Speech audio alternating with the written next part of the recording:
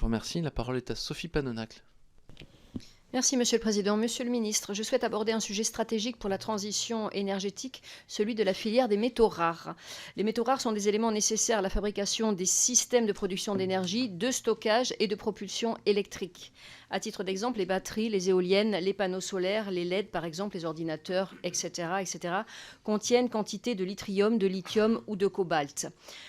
Or, pour mener à bien notre transition écologique et énergétique et décarboner notre économie, nous ne pouvons pas nous passer de systèmes technologiques interconnectés. Il est donc indispensable de préparer le futur en s'assurant que nos ressources stratégiques ne proviennent pas uniquement de partenaires commerciaux lointains.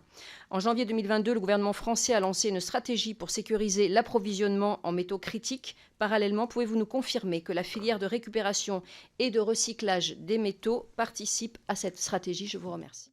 Je veux dire à Madame Panonacle qu'elle a totalement raison. C'est même dans les rapports une des 5 clés pour réussir la transition écologique, en particulier avec l'électrification du parc, c'est de sécuriser une filière de métaux rares qui nous permettent de pouvoir être au rendez-vous. Il y a des enjeux sur les batteries en particulier qui sont extrêmement importants, mais pas seulement.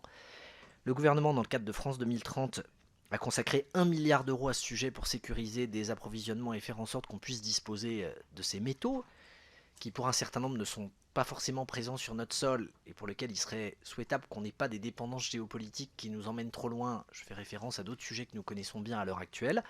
Et vous avez totalement raison sur la place que la filière recyclage doit prendre de manière générale dans la transition écologique et dans cela en particulier avec d'ores et déjà des sites qui par exemple font du désassemblage de smartphones pour récupérer une partie de ce qu'il y a ou d'autres du même type et qui sont des sites industriels particulièrement performants.